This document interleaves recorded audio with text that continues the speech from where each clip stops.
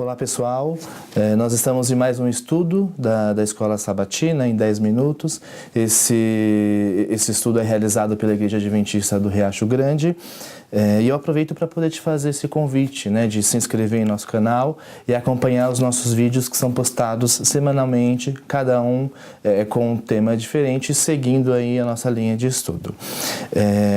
A lição desse trimestre que está chegando já ao fim, tem como título principal a preparação para o tempo do fim.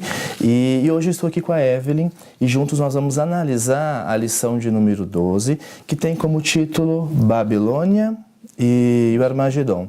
Então nós vamos analisar juntos o que representa a Babilônia, o que representa Armagedon e quais são, né, os aspectos históricos que a gente consegue utilizar para conseguir enxergar os acontecimentos finais. Eu gostaria de fazer a leitura do verso, que diz o seguinte: na sua fronte achava-se escrito um nome, um mistério, Babilônia, a grande mãe das meretrizes e das abominações da terra. Isso está em Apocalipse 17:5.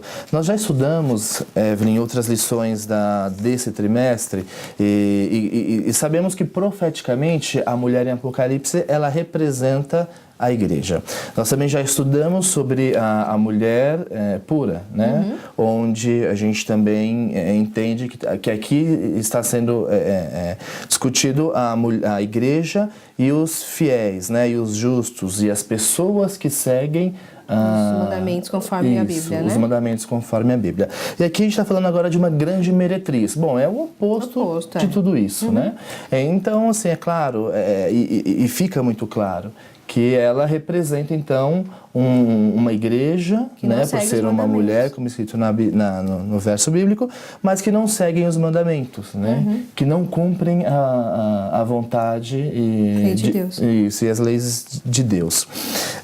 Só que aqui, nesse verso, ele coloca dentro desse verso, falando da mulher e meretriz, a Babilônia. Sabemos que Babilônia deixou de existir há centenas de anos, né? E mesmo quando João escreveu o Apocalipse, já não existia a Babilônia. Então nós entendemos que aqui João ele faz ele compara, né, essa mulher, essa igreja a Apocalipse. Eu queria que você falasse um pouquinho então sobre qual que é esse papel, né? Quem que é Apocalipse e o que ela representa para o tempo do fim. Tá, é a Babilônia, né? A Babilônia, ela realmente foi antigamente a cidade foi um poder político e religioso muito grande. Fora a parte de riqueza, né, que ela tinha, que era um reino muito lindo, ela também era um reino opressor aos povos ao lado dela. E um desses povos era Israel, Jerusalém. Ela foi muito oprimida, né? E levando isso para o tempo do fim, Marcelo, a gente pode comparar o seguinte: ela tem a imagem da igreja que realmente não segue os mandamentos de Deus, e lembrando disso também, no tempo antigo, essa igreja política e forte de religião, ela realmente perseguia os cristãos, massacravam quem realmente seguia as leis conforme está na Bíblia. Então, no tempo do fim vai acontecer a mesma coisa, né?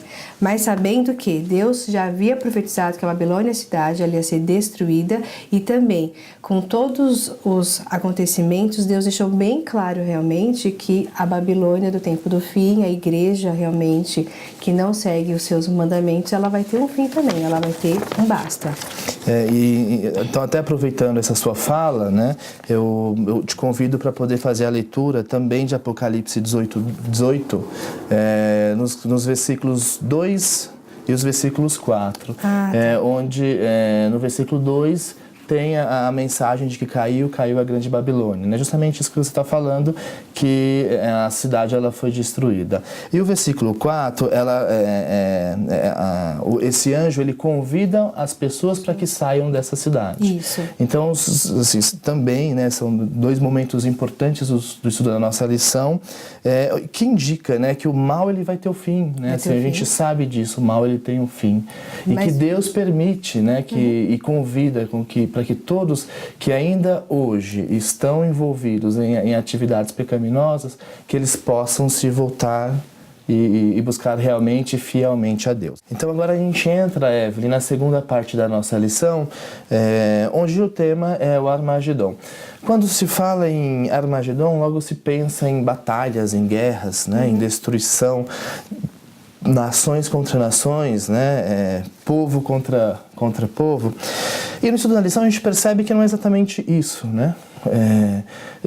O Armagedon está muito mais relacionado a uma região do Oriente Médio, né, que é o Vale do Megido. Sabemos de vários fatos que aconteceram nessa região, mas tem dois que são assim, relevantes e que a gente pode utilizar também nesse estudo da nossa lição. Eu queria que você comentasse um pouco, Evelyn, de dois fatos, né, da história de Gideão e da história do profeta Elias, para que a gente possa também aproveitar dessas duas histórias nesse nosso estudo do tempo do fim. Tá. Então, Marcelo, como você comentou, foram duas histórias, contando rapidamente. Elias, né, ele era um profeta de Deus e ele tinha o papel de realmente avisar ao povo de Israel que eles estavam em um caminho não tão correto, que estavam adorando outros deuses. Então, eles estavam adorando os deuses de Baal. Então, eles foram ao Monte Carmelo, né, e foram fazer essa disputa. Então, Elias criou um altar e os profetas de Baal também fizeram o seu altar. Então, Elias permitiu que os profetas começassem a clamar ao Deus de Baal. Então, eles foram clamando e rogando que Baal realmente consumisse e aceitasse aquela oferenda. Só que aí passou quase o dia todo e nada desse Deus Baal realmente mostrar a cara ou expressar realmente. E Elias deu um basta nisso e ele resolveu falar que agora era a vez dele. Então ele se ajoelhou, orou, clamou a Deus, e Deus naquele exato momento consumiu todo aquele altar, lembrando que aquele altar foi jogado água e mesmo assim Deus consumiu todo aquele altar, mostrando para o povo de Israel que realmente ele era o Deus único e verdadeiro, né? E também tem a história de Gideão, né? Que ele era o capitão do exército de Israel e ele foi para essa guerra contra um inimigo que estava indo contra o povo de Israel. Então ele foi para essa guerra com 300 soldados, enquanto o inimigo estava com 135.000 soldados. Então era uma diferença muito grande. Mesmo assim ele confiou em Deus e eles obtiveram essa vitória. Levando isso para o tempo do fim, nós podemos comparar, Marcelo, da seguinte forma.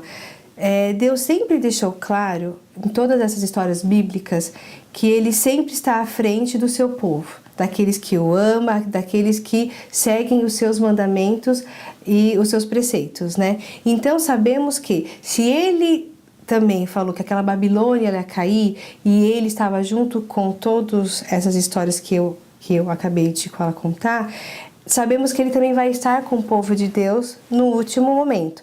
Lembrando que não vai ser uma guerra, todo mundo acha que a Armagedon vai ser uma guerra física, né? Tipo, de nações contra nações, mas na verdade vai ser uma guerra espiritual entre o bem, que é Deus, e o mal, que é Satanás, símbolo da besta, né? Mas então tá, Evelyn, se vai ser uma guerra espiritual, ok.